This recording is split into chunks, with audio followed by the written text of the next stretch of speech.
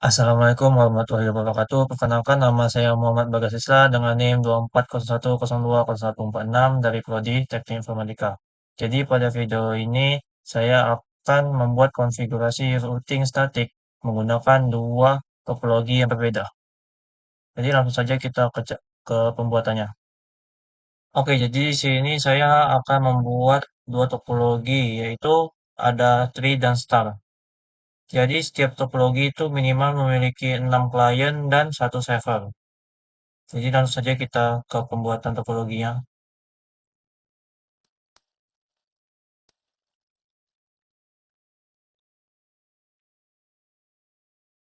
Jadi di sini saya akan membuat topologi start terlebih dahulu.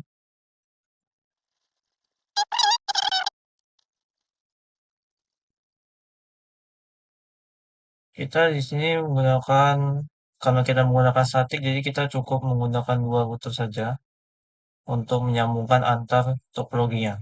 Selanjutnya di sini saya akan membuat topologi tree-nya sama seperti tadi dengan 6 klien, dengan minimal 6 klien dan satu server.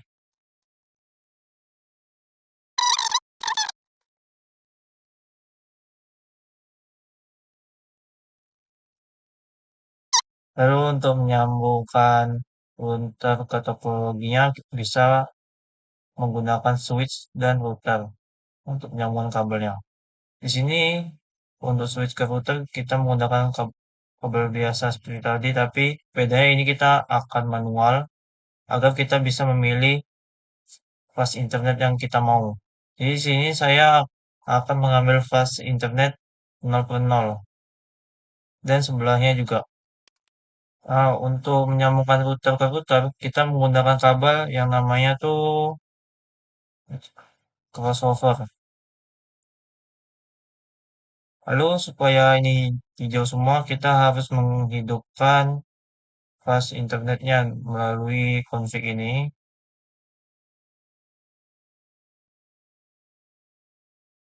Untuk router sebelahnya juga ke config, lalu kita ke fast internetnya, kita on-kan terlebih dahulu agar semua titiknya hijau.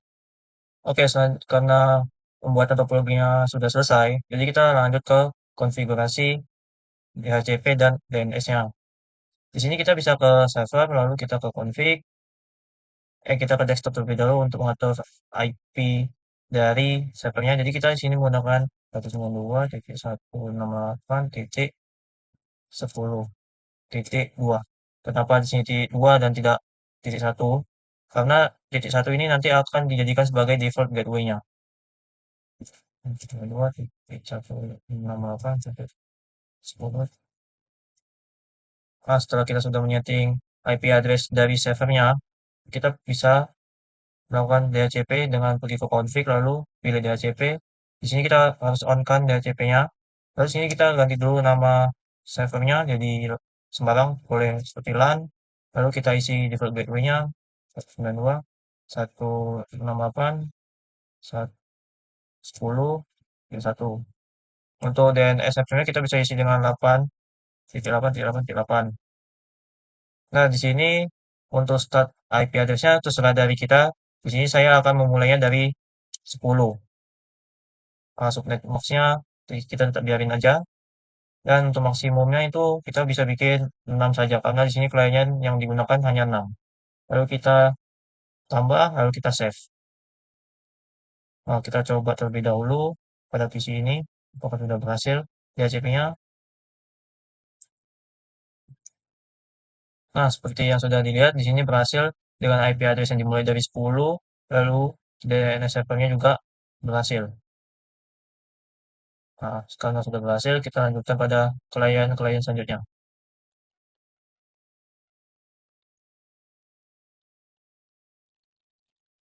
Nah, untuk topologi yang sebelahnya itu juga sama.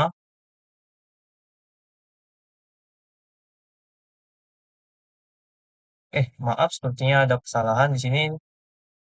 Untuk lebih bagus, untuk topologi tree-nya ini, untuk supaya lebih bagus, kita bisa menambahkan satu switch lagi agar terlihat lebih rapi. Di sini kita putus dulu kabelnya, lalu switch yang barusan ditambah ini dia menghubungkan antara kedua switch sebelumnya. Seperti ini.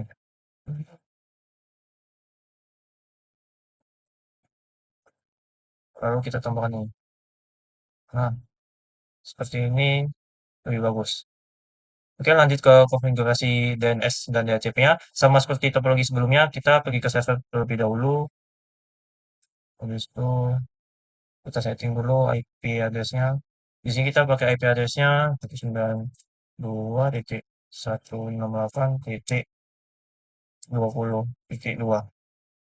Nah, sama seperti sebelumnya, alasannya tuh karena titik satu akan digunakan untuk default gateway-nya.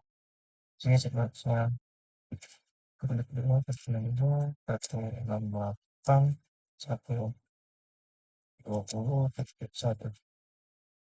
Selanjutnya kita pergi ke config, lalu kita setting DHCP-nya.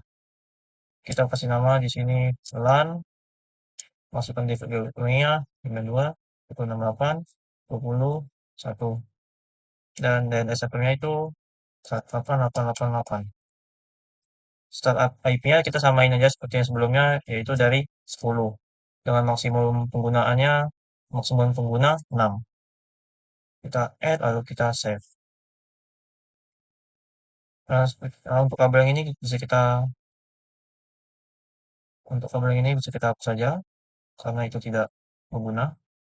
Nah, di sini kita langsung aja coba apakah DHCP-nya berhasil. Oke, berhasil ya di sini dengan IP address yang dimulai dari 10 dan default gateway-nya dan DNS server-nya juga sesuai dengan yang kita masukkan tadi. Masa kita langsung aja semuanya terlebih dahulu. Oke, karena konfigurasi DHCP dan DNS servernya sudah selesai, selanjutnya kita melakukan konfigurasi routing pada statiknya. Nah, di sini kita akan ke router 0 terlebih dahulu, lalu kita akan menyeting fast internet 0 per 0 dan 0 per 1-nya. Untuk mengetahui apa yang kita isi pada fast internet ini, kita bisa melihat fast internet ini dia menyambung ke mana.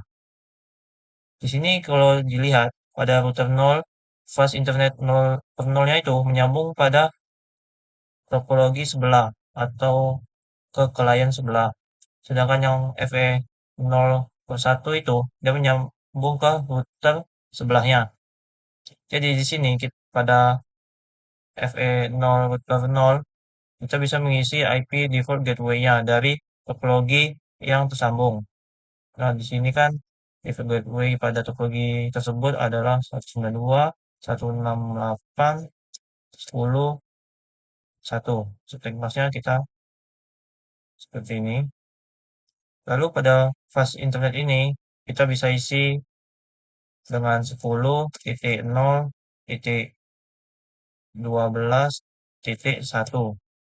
Seperti masnya kita defaultkan aja. Kenapa dia 10.0.12.1? Karena ini adalah IP untuk menghubungkan antar routernya. Seperti IP pada klien yang 192.168. Nah, ini tuh sebenarnya sama aja seperti IP klien, tapi bedanya ini khusus untuk menyambung antar router saja. Nah, setelah kita setting, di sini sama pada router satu juga, karena di sini kita samain tadi FE0 per satunya menyambung ke router sebelah dan FE 0 per 0-nya menyambung ke klien. Kita bisa isi berarti dengan FE 0 per 0-nya 192.168.20.1. Langsung lihat masnya. Maaf. Lalu pada ini kita mengisi 10.0.12.2. Karena tadi kan titik satunya sudah dipakai untuk router sebelumnya. Sini seperti masih kita defaultkan. Nah, setelah sudah diisi kedua fase internet pada router ini, kita bisa langsung konfigurasi routing statiknya. Kita pergi ke router 0, lalu kita statik. Di sini network ID IP-nya kita mengambil dari tetangga router 0. Di sini kan tanggal router 0 itu ada di sebelah kanan ini dengan IP, nah IP-nya itu ada di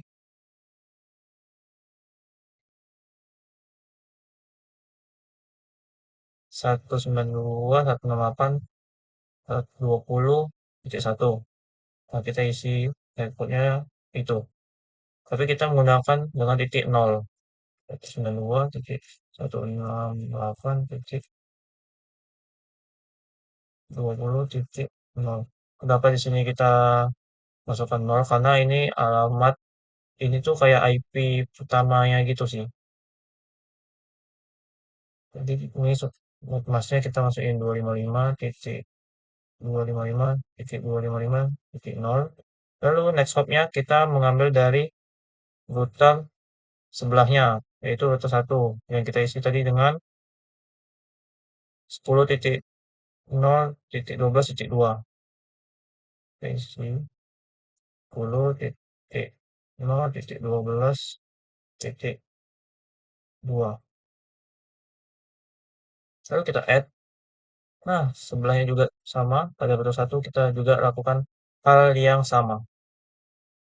192.168.10.255.255.0.10.0.12.1.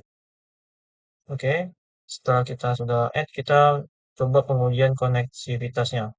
Kita akan mencobanya melalui PC 5 dan kita akan mencoba ping ke PC 6 dengan IP-nya itu ada di 192.168.20.10.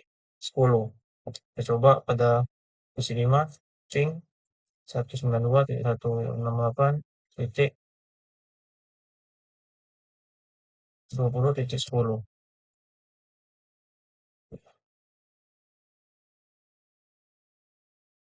Oke, di sini sepertinya sudah berhasil. Kenapa di sini ada FTO sekali? Ini tuh wajar karena dia pertama kali. Supaya dia tidak ada FTO, kita bisa tinggal ping ulang saja. Lalu, nah, di sini dia tidak akan terjadi FTO lagi. Ini menunjukkan bahwa routing statiknya telah berhasil. Mungkin segitu saja dari saya. Saya pamit undur diri. Wassalamualaikum warahmatullahi wabarakatuh.